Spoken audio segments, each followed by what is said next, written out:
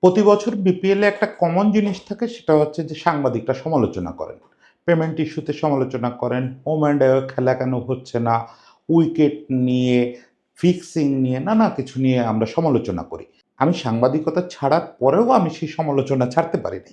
এই সমালোচনাগুলোর নিচে আমি যখন এবার কনটেন্ট করতেছিলাম, তখন দেখতেছিলাম যে সমালোচনাগুলোর নিচে অনেকে কমেন্ট করতেছেন যে একটা আইডিয়াল বিপিএল আসলে কিভাবে আয়োজন করা সম্ভব? বিসিবিকে ঠিক কি করতে হবে? তো এই ব্যাপারটা আমার কাছে এই কমেন্টটা অনেকেই করছেন, অনেকে। আমার মনে হয় অলরেডি ৫০ এর উপরে এই একই ধরনের কমেন্ট পাইছি যে, "আপনি একটু বলেন যে একটা আইডিয়াল বিপিএল কিভাবে করা যায়?" তো এটাকে আমার মনে হয়েছে যে লিপু ভাই, গাজী আশরাফ হোসেন লিপু যখন ১ম প্রধান নির্বাচক হিসাবে দায়িত্ব নিলেন, তারপর উনি একটা কথা বলছিলেন যে, "আপনারা সমালোচনা করবেন, ভেরি ওয়েলকাম। কিন্তু আমাকে একটু বিকল্প দেখাবেন। যে আসলে বলতেছেন অমুকরে নেওয়া যাবে না, এর বদলে কাকে নেওয়া যেত।" তো ওই টোনটাই আমি এখানে খুঁজে পেলাম। এটা খুব জরুরি। এটাকেই আমরা বলি কনস্ট্রাকটিভ জার্নালিজম। যে আমরা একাধারে যেমন সমালোচনা করব খারাপগুলো, সেই খারাপের বিকল্প আসলে কি হওয়া উচিত, সেটাও আমাদের বলতে হবে, বলা উচিত। তো সেই জায়গা থেকে আমার মনে হলো যে আমার আসলেই একটু বলা দরকার যে একটা আদর্শ বিপিএল কেমন আমি স্বপ্ন দেখি। ঘটনাচক্রে আজকেই সকালে 'প্রথম আলো' পত্রিকা খুলে দেখলাম যে আমাদের মনি ভাই, মানে 'প্রথম আলোর' ক্রীড়া সম্পাদক তারেক মাহমুদ, উনি ৪ টা পয়েন্ট বলছেন যে ৪ টা পয়েন্ট বিপিএলকে কার্যকর করার জন্য ইমিডিয়েটলি করা দরকার। এই জায়গাটায় আমার মনে হলো যে আমার সেক্ষেত্রে আসলে ওই লাইনটা পিক করা খুব জরুরি যে আইডিয়াল বিপিএল বলতে আমি কি বোঝাই? সেই আইডিয়াল বিপিএল এর জন্য আমি খুঁজে ৭ টা পয়েন্ট করছি। সেই ৭ টা পয়েন্ট নিয়ে একটু আলোচনা করতে চাই আজকে। শুরুতেই একটা ব্যাপার পরিষ্কার করে নেই যে মনি ভাই, মানে তারেক মাহমুদ ৪ টা পয়েন্ট বলার পরও কেন আমাকে আর ৭ টা পয়েন্ট বলতে হচ্ছে? তো সেই জায়গাটায় আমি একটু ডিফারেনশিয়েটটা শুরুতেই করে দিতে চাই। মনি ভাই যে ৪ টা পয়েন্ট লিখছেন, এটা হচ্ছে অপরিহার্য। মানে আপনি বিপিএল যদি যেন-তেন প্রকারে, মানে একটা ইনডোরেও বিপিএল করতে চান, তাও এই ৪ টা কাজ আপনাকে করতে হবে। যারা 'প্রথম আলোর' ওই লেখাটা পড়েননি তারা পড়ে নেবেন।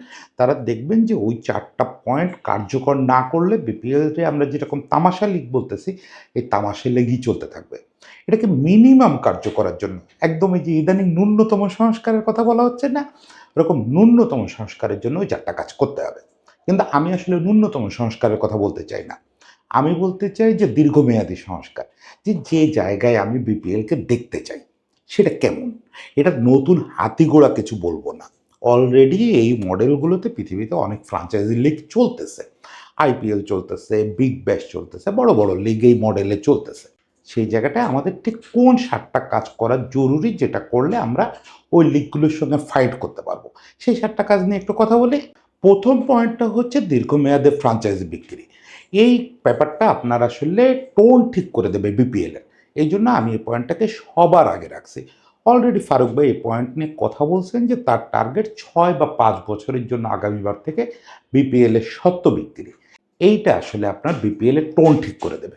যে বিপিএল যে আসলে লম্বা মেয়াদে ভাবতে চায়, বিপিএল যে আসলে সকালে একটা চিন্তা করে বিকালে করে ফেলতে চায় না, এই টোনটা ঠিক করবে এই পয়েন্টটা। এখন এই পয়েন্টটা কেন দরকার? এইটার জরুরতটা কি?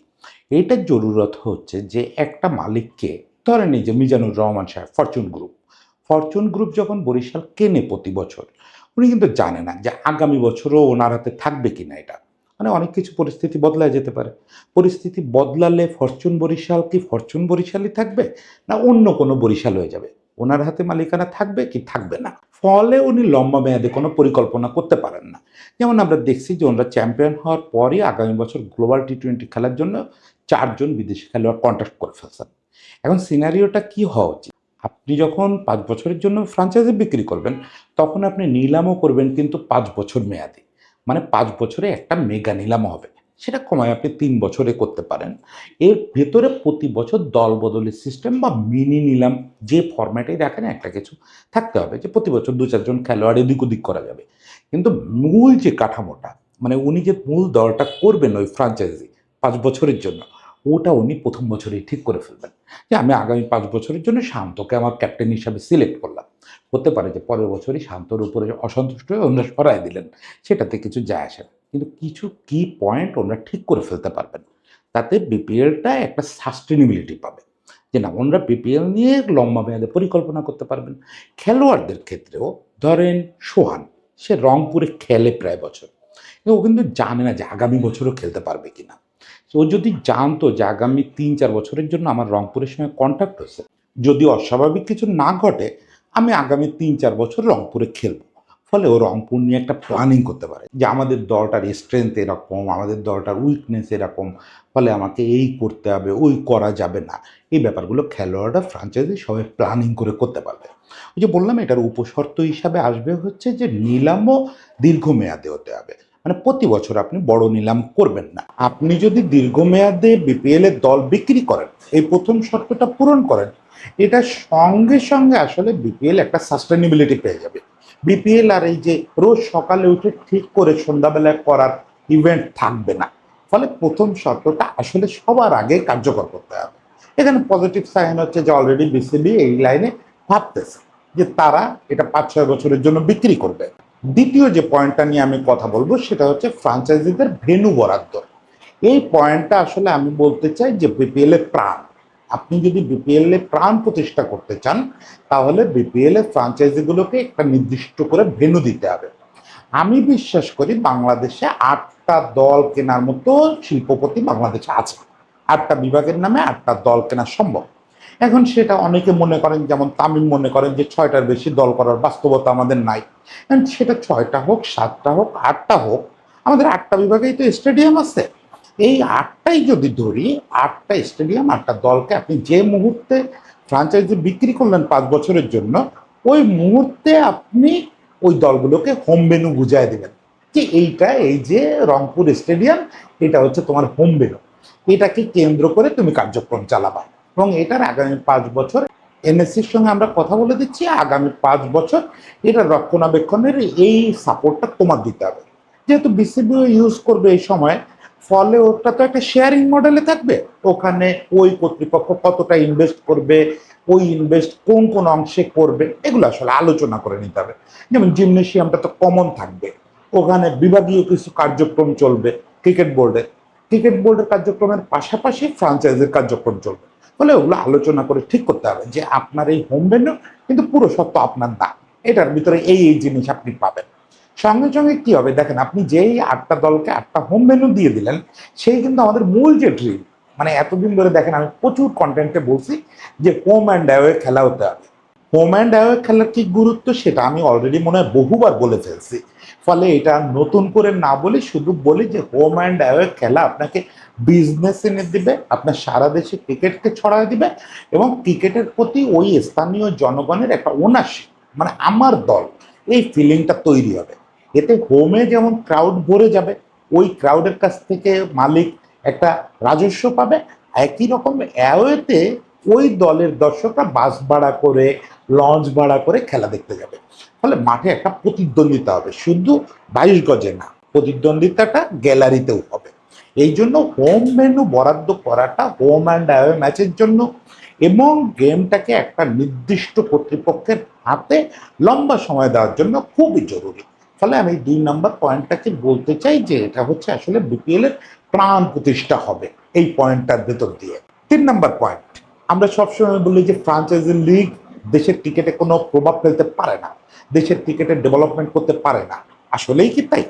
আমরা যদি শুধু আইপিএল এবং বিগ ব্যাশের দিকে তাকাই, তাহলে আমরা দেখব যে এই টুর্নামেন্ট দুটো কিন্তু গত কয়েক বছরে ইন্ডিয়া এবং অস্ট্রেলিয়াকে অনেক খেলোয়াড় উপহার দিচ্ছে। অ্যাটলিস্ট কিছু খেলোয়াড় ঘরোয়া ক্রিকেটে মোটামুটি করতেছিল, তাদের টপ লেভেলের শার্পনেসটা তৈরি হচ্ছে এই টুর্নামেন্টগুলোর মাধ্যমে। এখন সেই জায়গাটায় আমাদের ফ্রাঞ্চাইজিগুলোর অবদান রাখার সুযোগ আছে, আমাদের বিপিএল এর ন্যাশনাল ক্রিকেটে অবদান রাখার সুযোগ আছে। সেই সুযোগটা কিভাবে আছে সেটা হচ্ছে এই পয়েন্টটা, এই যেটা দেখতে পাচ্ছেন যে ফ্রাঞ্চাইজিদের সারা বছরের অ্যাক্টিভিটি নিশ্চিত করতে হবে। সারা বছরের অ্যাক্টিভিটি বলতে আমি কি বুঝি, একটা তো আছে যে যখন উপযুক্ত পরিস্থিতি হবে তখন তারা অ্যাভেলেবেল ক্রিকেটারদের নিয়ে, মানে চুক্তিবদ্ধ যে ক্রিকেটাররা থাকবে তার মধ্যে যারা অ্যাভেলেবেল তাদের নিয়ে সারা বছর ক্যাম্প চালাবে। এটা হচ্ছে মিনিমাম সারা বছরের অ্যাক্টিভিটি, এটা মূল ব্যাপার না। মূল ব্যাপার হচ্ছে এই টিমগুলোকে বাধ্য করতে হবে একটা করে একাডেমি প্রতিষ্ঠা করার জন্য। প্রত্যেকে যার যার হোম ভেন্যুর সঙ্গে নিজস্ব ইনফ্রাস্ট্রাকচার তৈরি করে হোক বা এনএসসির ইনফ্রাস্ট্রাকচার ইউজ করে হোক, একটা একাডেমি তৈরি করতে বাধ্য হবে। খুব বড় মেম্বারের একাডেমি করতে হবে না, আপনি শুরুতে তাদের বলেন যে তোমরা মাত্র ২০ জন ছেলেকে নিয়ে একটা একাডেমি করো। এই 20টা বাচ্চা অবশ্যই তোমার ওই এলাকার হতে হবে। মানে খুলনা স্টেডিয়ামের সঙ্গে খুলনা ফ্র্যাঞ্চাইজি যে একাডেমি করবে তার ছেলেপেলেগুলো, 20টা ছেলেপেলের বাড়ি অবশ্যই খুলনা বিভাগে হতে হবে। খুলনা বিভাগের বিভিন্ন জায়গা থেকে আসবে। শুরুতে হয়তো তারা স্কাউট নিয়োগের মতো বড় বিনিয়োগে যেতে পারবে না, যে প্রত্যেক জেলায় জেলায় স্কাউট পাঠানো, এটা শুরুতে সম্ভব হবে না। শুরুতে তারা ওপেন ট্রায়াল ডাকবে, যে 12 বছর পর্যন্ত বয়সী যে বাচ্চারা আছো তোমরা স্টেডিয়ামে আসো, এসে ট্রায়াল দাও। এর ভিতর থেকে যাদের পছন্দ হবে সেই 20 জনকে তারা রেখে দিবে। এই 20 জনকে সারা বছর ওখানে থাকা, খাওয়া, ট্রেনিং করানো, আমাদের যে বিসিবির গ্রুমিং কোচরা যারা আছেন, এজ লেভেল কোচ, ওনাদের থেকে কাউকে কাউকে চাকরি দিতে হবে। এছাড়াও প্রচুর এজ লেভেল কোচ এখন তৈরি হয়েছেন আমাদের দেশে, তাদেরকে চাকরি দিতে হবে। তারা এই বাচ্চাদের দেখভাল করবে, এই বাচ্চারা এখানে বড় হতে থাকবে, এবং এইটাই হচ্ছে জাতীয় ক্রিকেটে এদের মূল অবদান হবে। কেমন ভাবে অবদান হবে? আরেকটা শর্ত এখানে আরোপ করে দিতে হবে, যে তুমি যে একাডেমি করলা, 20টা বাচ্চাকে সারা বছর রাখলা, এটা দায় সারা হলে হবে না। যে নাম কাওয়াস্তে মামার ছেলে, খালার ছেলে আর ফুফাতো শালার ভাতিজা এরকম 20 জনকে একাডেমিতে ভর্তি করে শর্ত পূরণ করে ফেললাম, হবে না। তোমাকে যখন বিপিএল স্কোয়াড করবা, 23 সদস্যের বা 25 সদস্যের স্কোয়াড করবা, তুমি 25 জনের মধ্যে 22 জন নিলাম থেকে কিনতে পারবা বা ডিরেক্ট সাইনিং করতে পারবা। 3 জন তোমার হোম গ্রাউন্ড ক্রিকেটার থাকতে হবে টিমে, 3 জন হোম গ্রাউন্ড ক্রিকেটার থাকতেই হবে, এ ব্যাপারে কোনো আপোষের সুযোগ নাই। তাহলে হোম গ্রাউন্ড ক্রিকেটার কিভাবে আসবে? ওই যে ওই একাডেমির মাধ্যমে। ওই একাডেমির মাধ্যমে উঠে আসা দেখা যাবে 15-16 বছর বয়সী বাচ্চা 3টা হচ্ছে মূল স্কোয়াডে চলে আসছে, এবং এইটা অনেকগুলো রোল প্লে করা শুরু করবে। কিরকম? আগে একদিন বলছিলাম, আপনি যখন ওই ডিক্লারেশনটা দিবেন যে আমি 20 জন ছেলে বেছে নিব, যার সেরা 3 জন আমার বিপিএল দলে থাকবে, এই ডিক্লারেশনটা দেওয়ার সঙ্গে সঙ্গে ওই বিভাগে একটা রোমাঞ্চ শুরু হয়ে যাবে, একটা হইচই শুরু হয়ে যাবে ট্রায়াল দেওয়ার জন্য। যে আমি ওখানে ট্রায়াল দিয়ে যদি 20-এ যেতে পারি, সেখান থেকে যদি 3-এ যেতে পারি, তাহলে আমি জাতীয় নজরে চলে আসব, সবাই আমাকে চিনবে। তখন আমি রাতারাতি ঢাকা প্রিমিয়ার লিগের দল পেয়ে যাব, তখন আমি রাতারাতি এজ লেভেলের কোচদের নজরে চলে আসবো। মানে আপনি বুঝতেছেন যে একটা পাইপলাইন তৈরি করার প্ল্যান করে ফেলতেছি আমি এখান থেকে। যে আপনি ওখানে যখন একাডেমির শর্ত দিবেন এবং হোম গ্রাউন্ড ক্রিকেটার বাধ্যতামূলক করবেন, তখন আসলে আপনার একটা নতুন পাইপলাইন তৈরি হয়ে যাবে বাচ্চা ক্রিকেটার পাওয়ার। ওই ক্রিকেটাররাই কিছুদিন পরে আপনার রিসোর্স হয়ে দাঁড়াবে। এবং এখানে চাইলে একটু কড়া হইলে বিসিবি এরকমের শর্ত করতে পারে যে 11-এ কমপক্ষে 50% ম্যাচে একজন হোম গ্রাউন্ড খেলোয়াড় খেলাতে হবে, এরকম একটা শর্ত দিয়ে দিতে পারে। সেটা আরো এক্সাইটিং করবে ব্যাপারটারে, যে আমাকে এমন খেলোয়াড় চুজ করতে হবে যার একজনকে কমপক্ষে 50% ম্যাচ খেলানো যাবে। তার মানে এখানে আরো বেশি আগ্রহ তৈরি হবে কোচদের, যে যেন আরো কোয়ালিটি হোম গ্রাউন্ড ক্রিকেটার পায়। এই একটা জিনিস পারে আপনাকে ফ্রাঞ্চাইজি ক্রিকেট দিয়ে ন্যাশনাল ক্রিকেটকে লাভবান করতে। তার মানে বুঝলেন যে 4 নম্বর পয়েন্ট আমি আসলে ন্যাশনাল পার্সপেক্টিভে বলতেছি। পরের পয়েন্টটা হচ্ছে বিপিএল কে সাস্টেনেবল করা। যদিও আমি শুরু থেকে বলতেছি যে হোম মেনু বরাদ্দ দেওয়া বা 5 বছরের জন্য টিম বিক্রি করা এগুলো সাস্টেনেবল প্ল্যান, কিন্তু এগুলো আসলে সাস্টেনেবিলিটি এনশিওর করতে পারবেন। কারণ আপনি ধরেন একটা বড় গ্রুপের কাছে টিম বিক্রি করলেন, এই যে যেমন ফরচুন গ্রুপ বা বসুন্ধরার কাছে রংপুর বিক্রি করতেছেন, ওনারা কতদিন পকেট থেকে টাকা জলে ফেলবেন? এই পয়েন্টটা তো বারবার আলোচনায় আসছে। সেই বিপিএল এর শুরু থেকে এই পয়েন্টটা নিয়ে একটা নেগোসিয়েশন চলতেছে। কখনো পাপন ভাইরা এটাতে একমত হয় নাই যে মালিকদের আয় দিতে হবে। আচ্ছা, আয় না হলে একমাত্র কালো টাকার মালিক ছাড়া কে আপনাকে বছরের পর বছর প্রতি বছর 50 কোটি 60 কোটি টাকা জলে ফেলবে? এই ধরেন মিজানুর রহমান সাহেব, উনি একদম ক্রিকেট পাগল মানুষ, সেটা তো আপনারা দেখেন, ওনার কথাবার্তা শোনেন। এখন পাগলামির জন্য উনি তো ওনার সর্বস্ব ত্যাগ করে দিতে পারবেন না। এভাবে যদি 10 বছর অনেক চালাইতে হয়, ওনার দেখা যাবে যে একটা ফুটওয়ার ইন্ডাস্ট্রি বেঁচে দেওয়া লাগতেছে না। অত খারাপ অবস্থা ওনার না। রিয়েলিটি হচ্ছে যে ওনার ভবিষ্যৎ প্রজন্ম আছে, তারা চ্যালেঞ্জ করবে, বাবা তুমি কোথায় পানি ঢালতেছো। তারপরে ওনার বাকি যারা বোর্ড অফ ডিরেক্টরস আছে তারা চ্যালেঞ্জ করবে যে স্যার এই জায়গাটা আমরা দিনের পর দিন টাকা ঢেলে কোম্পানি লস করতেছে। একটা সময় উনি পিছায় আসবেন, ওনার এই রিয়েলাইজেশন হবে যে না, বছরের পর বছর এখানে টাকা নষ্ট করে লাভ নাই। তাহলে কি করতে হবে? অ্যাটলিস্ট ওনাকে ব্রেক ইভেনে রাখতে হবে, এই মালিকদের ব্রেক ইভেনে রাখতে হবে। এই মালিকরা যারা এখানে ইনভেস্ট করে বিপিএল এ, আমি জেনে বুঝে বলতেছি যে কেউ এখান থেকে লাভ চায় না। অ্যাটলিস্ট আপনি যদি ব্রেক ইভেন্টটা দিতে পারেন যে প্রতি বছর উনি 30 কোটি টাকা খরচ করবে, 32 কোটি না হলেও 29 কোটি টাকা এখান থেকে নিতে পারবেন। কারণ সেই জিনিসটা আপনি কিভাবে ইনশিওর করবেন? প্রথমত আপনি যখন হোম মেনু তাকে বরাদ্দ দিচ্ছেন, গেট মানিটা বড় অংশটা তাকে ছেড়ে দিতে হবে। এছাড়া আপনি যে প্রচার সত্যতত্ত্ব আপনি বিক্রি করবেন, এইগুলোর একটা পার্সেন্টেজ, ছোট পার্সেন্টেজ তাকে দিতে হবে। তৃতীয়ত হচ্ছে সুভেনির, জার্সি সহ সমস্ত যে বিক্রির ব্যাপার আছে, এই বিক্রির স্বাধীনতা দিতে হবে। চতুর্থত, একাডেমিক যে প্রস্তাব একটু আগে করছি, এই একাডেমি বাণিজ্যিক হতে হবে, এটা চ্যারিটি হতে পারবে না। এই একাডেমি ওনারা টাকা নিয়ে এখানে বাচ্চাদের ভর্তি করবেন এবং ওখান থেকে ওনাদের একটা আয়ের ব্যবস্থা থাকতে হবে। এবং এই এতগুলো পদ যদি আপনি ওপেন করে দেন, তাহলে ওই যেটা বললাম 30 কোটি ব্যয় করে অ্যাটলিস্ট 29 কোটি টাকা ওনারা পাবেন। ওই 1 কোটি টাকা লস করতে সবাই রাজি আছে। এইখানে আমি আরেকটা জিনিস বলি, আপনারা যখন এই আয় ব্যয়ের হিসাব মিলাবেন, তখন মনিবের লেখাটা একটু পড়ে নিন, যদি কেউ হিসাবটা মিলাতে চান। সেটা হচ্ছে মালিকানা দেওয়ার সময় একটু খেয়াল রাখতে হবে যে মালিক আর্থিকভাবে দুর্বল কিনা অথবা আর্থিকভাবে অতি সবল কিনা। এটা হলে কি সমস্যা হয় সেটা মনিবের লিখছে যে অতি দুর্বল হলে রাজশাহী কাণ্ড হয়, টাকা দিতে পারে না, তখন একটা কেলেঙ্কারি হয়। আর অতি সবল হলে, এবারে বিপিএল আমরা দেখি নাই, এর আগে বিভিন্ন সময় বিপিএল এ দেখছি যে যারা অনেক টাকার মালিক, ধরেন হাজার হাজার কোটি টাকা, লাখ লাখ কোটি টাকার মালিক, তারা যখন এখানে আসে তারা কোনো কিছুর পরোয়া করে না। তারা একদম টাকার জোরে বিপিএল কিনে নিতে চায়, টিম না, বিপিএল কিনে নিতে চায়। অনেক কিছু ম্যানিপুলেট করে তারা টাকার জোরে, করতে চায়, করতে পারে কিনা আমি জানি না, করতে চায়। ফলে এরকম অতি টাকার মালিক, এখন অতি টাকার মালিক আবার ভদ্রও হতে পারে, কিন্তু সেই জায়গাটা একটু রেপুটেশনটা খেয়াল করা যে উনি দল মালিক হিসাবে কেমন। এবং আমি মনে করি যে এই জায়গাটায় ইন্টারন্যাশনাল বিনিয়োগকারীদের একটু স্বাধীনতা দেওয়া উচিত। যেমন মুম্বাই ইন্ডিয়ান্স বা KKR, ওরা সারা পৃথিবীতে বিভিন্ন T20 লিগে টিম কিনে বেড়াচ্ছে। শাহরুখ খানের এখন বোধহয় 4টা টিম চলতেছে বিভিন্ন লিগে। মুম্বাই ইন্ডিয়ান্সের 6টা টিম চলতেছে পৃথিবীর বিভিন্ন লিগে। কোথায় সাউথ আফ্রিকান ফ্রাঞ্চাইজি লিগ, সেখানেও মুম্বাই ইন্ডিয়ান্স টিম কিনছে এবং তারাও এবছর চ্যাম্পিয়ন হয়েছে। আজকেই কারা যেন স্টোরি করছে যে মুম্বাই ইন্ডিয়ান্স যত জায়গায় টিম কিনছে সব জায়গায় মিনিমাম একটা করে শিরোপা জিতছে। মানে এখন এই ইনভেস্টরদের আপনি যদি এখানে আনতে পারেন, এটা কিন্তু তাহলে একটা ফরেন রেমিটেন্স আসারও একটা জায়গা হবে।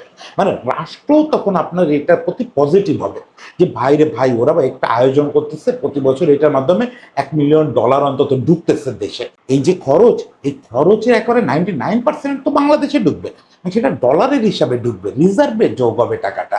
অল্প কয়টা বিদেশি খেলোয়াড় টাকা নিয়ে বেরোয় যাবে, বাকি সব ডলার তো আমাদের রিজার্ভে যোগ হবে।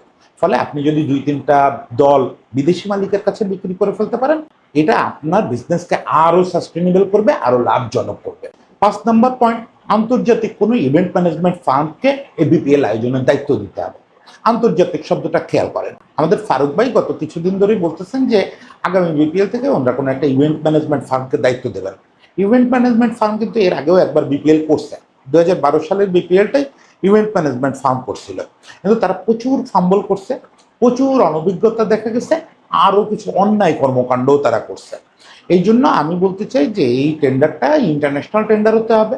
তারা যে ইভেন্ট ম্যানেজমেন্ট ফার্মের জন্য যে টেন্ডার দেবেন, এবং সেখানে আন্তর্জাতিক অভিজ্ঞতা সম্পন্ন কোনো ফার্ম হতে হবে। যেমন দেখা গেল আপনি ইন্টারন্যাশনাল টেন্ডার আহ্বান করলেন, সেখানে আপনার লোকাল বড় একটা ইভেন্ট ম্যানেজমেন্ট ফার্ম বিড করলো। এখন তাদের অন্য এক্সপিরিয়েন্স আছে, তারা হয়তো প্রচুর কনসার্ট আয়োজন করে বেড়ায়, বাংলাদেশে তো বড় বড় কনসার্ট হয়, ফলে এগুলো তো আয়োজন করে। আমি একটা নাম মুখে আসছে, তাদের কথা বলতে পারি যে তারা বাংলাদেশে বড় বড় প্রোগ্রাম করে, কিন্তু তাদের স্পোর্টস আয়োজনের কোনো অভিজ্ঞতা নাই। একটা স্পোর্টস ইভেন্ট কিভাবে আয়োজন করতে পারে এটা তারা জানে না।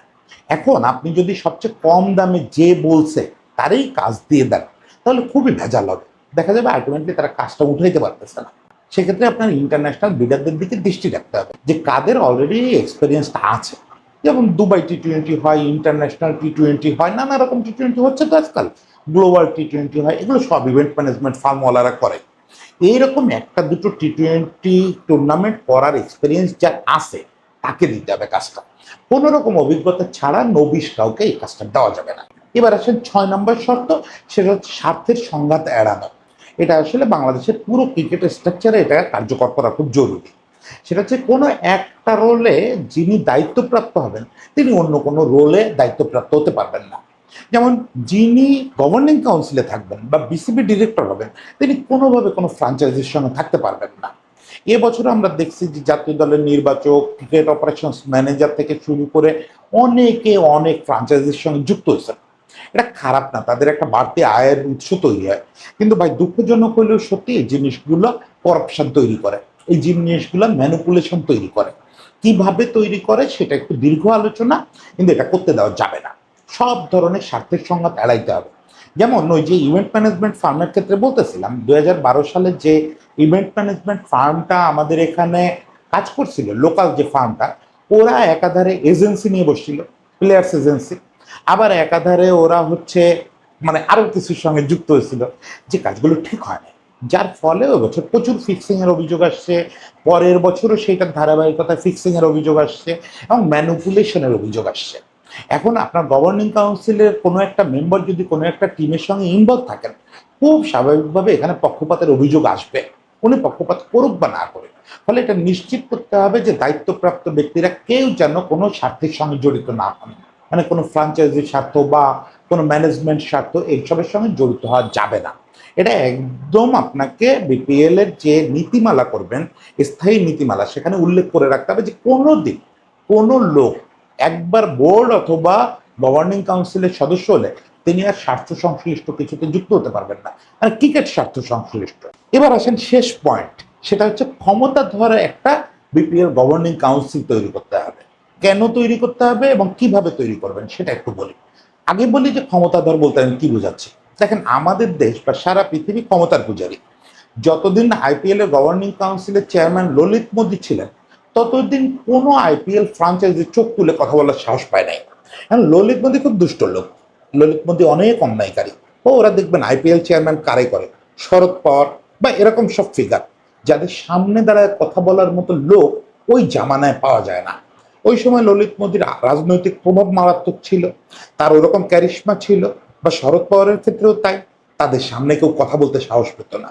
এটা খুব জরুরি, খুব জরুরি ভাই। এই যে খানিক আগে বললাম না যে কোনো কোনো ফ্র্যাঞ্চাইজি টাকার জোরে অনেক কিছু করতে চাইবে, কেউ কেউ মাস্তানি করতে চাইবে। এই লোকাল অমুক দল, অমুক লীগ, এইগুলার নেতা ফেতা বিভিন্ন ফ্র্যাঞ্চাইজির সঙ্গে যুক্ত হয় এবং এরা নানা রকম মাস্তানি করতে চায়। স্টেডিয়ামে এসে আমার 200 টিকিট দিতে হবে আজকে, না দিলে আমি এই খেলা বন্ধ করে দেব, এইসব মাস্তানি হয়। এখন এই মাস্তানি ঠেকানোর জন্য আপনি পুলিশের উপরে কতক্ষণ নির্ভর করবেন? এত পুলিশ সাপোর্ট তো আপনাকে গভর্নমেন্ট দিবে না। আপনার তো একটা নির্দিষ্ট সংখ্যায় পাবেন, তা দিয়ে আপনি মাস্তান ঠেকাইতে পারবেন না, তা দিয়ে আপনি ম্যানিপুলেশন ঠেকাইতে পারবেন না, তা দিয়ে আপনি অর্থের ঝনঝনানি ঠেকাতে পারবেন না। সেক্ষেত্রে আপনাকে পাওয়ারফুল একটা গভর্নিং কাউন্সিল করতে হবে। এই পাওয়ারটা কোত্থেকে পাবেন? এই পাওয়ারটা পেতে হবে আপনার রাষ্ট্রের কাছ থেকে। এই জায়গাটায় আপনার রাষ্ট্রের ইনভলভমেন্ট লাগবে। আপনি যখন রাষ্ট্রকে ওই যে আগেই বলছি রেমিটেন্স দেওয়ার একটা ব্যবস্থা করবেন, তার রিজার্ভে 2 টাকা হলেও যোগ করবেন, তখন রাষ্ট্র আপনাকে কিছু সাপোর্ট দিবে। এখানে রাষ্ট্রের হেল্প চাইতে হবে, যে রাষ্ট্রের আইন শৃঙ্খলা বাহিনীর কাউকে না কাউকে এই জায়গাটার চেয়ারম্যান বা এরকম একটা গুরুত্বপূর্ণ পদে আনতে হবে। সেটা হতে পারেন কোনো একজন অবসরপ্রাপ্ত বড় কর্মকর্তা, হতে পারেন স্বরাষ্ট্র মন্ত্রণালয়ের কোনো বড় কর্মকর্তা। সেটা আসলে রাষ্ট্র এবং বিসিবি আলোচনা করে ঠিক করবে। কিন্তু অতি অবশ্যই গভর্নিং কাউন্সিলের চেয়ারম্যান পদে খুবই শ্রদ্ধেয় এবং খুবই পাওয়ারফুল লোক লাগবে, যিনি এসে টেবিলের পাশে বসার পরে, চেয়ারে বসার পরে বই দল মালিকগুলোর প্রতিনিধিরা বা সোকল্ড মাস্তানরা ভয়েস রেজ করার সাহস পাবে না। মানে এই জিনিসটা আপনার নেগোসিয়েশনে যাওয়ার দরকারই নেই। আজকে কি হলো দেখেন, মানে আমি কাউরে ছোট করতেছি না, একদম কাউরে ছোট করতেছি না। আপনারা সবাই ভদ্রলোকের হাতে দায়িত্ব দিয়ে রাখছেন। রাজশাহী দলের মালিকরে আপনারা হাতে ধরছেন, পায়ে ধরছেন, মুখে থ্রেট করছেন, কিচ্ছুতে কাজ হয় নাই। সে প্রতারণার পরে প্রতারণা করে গেছে, বারবার চেক দিয়ে গেছে, বাউন্স হয়েছে। এই সাহসটা কোথেকে পাইছে? কারণ সে জানে যে ফাহিম ভাই বা ফারুক ভাই তার থাপ্পড় মারতে পারবে না। ফাহিম ভাই তো কোনোদিন পারবেন না। ফাহিম ভাইয়ের পক্ষে কারোর সঙ্গে দুর্ব্যবহারই করা সম্ভব না। ফারুক ভাই হয়তো তার ঘনিষ্ঠ যারা তাদের জারি দিতে পারে, কিন্তু যারা শত্রুস্থানীয় তাদের সে ঝাড়ি দেবে না, সে মুখ কালো করে থাকবে। এখন যদি আপনি মনে করেন যে অলরেডি এরকম পাওয়ারফুল একটা লোক ওই পদে থাকতো, রাজশাহীর এই মালিক ভয়ে সারেন্ডার করে ফেলত, যে স্যার আমি টাকা দিতে পারতেছি না, আমার দল আপনারা নিয়ে নেন, বা কোনোভাবে আমি টাকা ম্যানেজ করতেছি। শেষ পর্যন্ত কিন্তু আপনাকে সেভাবেই করতে হয়েছে। আপনার রাষ্ট্রের সহযোগিতা নিতে হয়েছে, ক্রীড়া উপদেষ্টা এসে তার সঙ্গে কথা বলছেন, আইন শৃঙ্খলা বাহিনী তাকে হেফাজতে নিচ্ছে, সর্বশেষ জিনিসটা সমাধান হওয়া শুরু করছে। এত দূর আপনি যাবেন কেন প্রতি বছর? আপনি শুরুতে রাষ্ট্রের হেল্প নেন, যে রাষ্ট্রকে বলেন, ক্রীড়া মন্ত্রণালয়কে বলেন যে আমাদের এই জায়গাটায় একটা পাওয়ারফুল লোক দিতে হবে। বিপিএল গভর্নিং কাউন্সিলের চেয়ারম্যান পদাধিকার বলে স্বরাষ্ট্র মন্ত্রণালয়ের একজন উপসচিব হবেন। আপনারা মনে করতে পারেন যে ব্যাপারটার ভিতরে আমি রাষ্ট্রের খবরদারিতে ঢুকানোর চেষ্টা করতেছি, মোটেও না। আমি এটা বিসিবিকে এম্পাওয়ার করার কথা বলছি। তো আমার 7টা পয়েন্ট মনে হয় আমি বুঝাইতে পারছি। আমি আশা করতেছি না যে আগামী বছর থেকে এই 7টা পয়েন্টই এক্সিকিউট হয়ে যাবে। আপাতত আশা করি মনি ভাই যে 4টা পয়েন্ট বলছেন সেটা যেন কালকেই এক্সিকিউট হয়। আগামী বিপিএল এর আগে যে কোনো মূল্যে এক্সিকিউট হয়। তা না হলে বিপিএল এই তামাশা লেগে থাকবে। তবে আল্টিমেটলি আগামী 2-3 বছরের মধ্যে আমি দেখতে চাই যে এই 7টা পয়েন্ট কার্যকর করে আমরা আমাদের বিপিএল কে আইপিএল বা বিগ ব্যাশের কাছাকাছি নিয়ে যাব। দেখেন একটা কথা আবার বলি, এই যে আমাদের আগের বিপিএল গভর্নিং কাউন্সিলের চেয়ারম্যান ছিলেন ইসমাইল হায়দার মল্লিক, উনি একটা কথা বলতেন যে বিপিএল বিশ্বের দ্বিতীয় সেরা ফ্র্যাঞ্চাইজি টুর্নামেন্ট। এটা নিয়ে আমরা হাসাহাসি করছি, ট্রল করছি। এবারও রাজশাহীর মালিক ওই ধরনের কি একটা কথা বলছিলেন, তা নিয়ে আমরা ট্রল করছি। কিন্তু রিয়েলিটি কি জানেন যে এটা বাস্তব করা সম্ভব? কারণ একমাত্র আইপিএল এর পর সবচেয়ে বেশি ভোক্তা গোষ্ঠী আছে হচ্ছে বাংলাদেশের ঘরোয়া ক্রিকেটে। আমি জেনে শুনে বলতেছি, আমাদের কম্পিটিটর হতে পারে একমাত্র পাকিস্তান। এছাড়া বাকি যত দেশে আপনি ক্রিকেট টুর্নামেন্ট হইতে দেখেন, সেই ফ্র্যাঞ্চাইজি লিগ হইতে দেখেন, কোথাও আমাদের কাছাকাছি এত ডেডিকেটেড দর্শক নাই। মানে আমাদের টোটাল লোক সংখ্যা 20 কোটির উপরে, সেখানে আমাদের মিনিমাম 9 থেকে 10 কোটি ক্রিকেট ভোক্তা আছে। এইটা একমাত্র ইন্ডিয়া ছাড়া আর কোথাও নাই, কোথাও নাই। পাকিস্তানেও ভোক্তার সংখ্যা এত না, লোক সংখ্যা আমাদের চেয়ে বেশি, কিন্তু ক্রিকেট কনজিউমার এত বেশি না। ফলে আমরাই কেবলমাত্র পারি আইপিএল এর সবচেয়ে কাছাকাছি যাইতে। অস্ট্রেলিয়া, শ্রীলঙ্কা এসব দেশ তো কল্পনাও করতে পারে না, ইংল্যান্ড এসব দেশ কল্পনাও করতে পারে না আইপিএল এর কাছে যাওয়ার। আমরা পারি, একমাত্র আমরা পারি। সেই সম্ভাবনাটাকে সত্যি করতে গেলে আপনাকে এই 7টা শর্ত বা এই জাতীয় কাজগুলো করতে হবে। তো সেই রকম একটা দিনের স্বপ্নে থাকি। আশা করি যে এই স্বপ্নগুলো খুব দ্রুত বাস্তব হবে, আমরা সত্যি সত্যি বিশ্বের দ্বিতীয় সেরা ফ্র্যাঞ্চাইজি টুর্নামেন্টটা দেখব। সবাইকে শুভেচ্ছা, সবাই ভালো থাকবেন।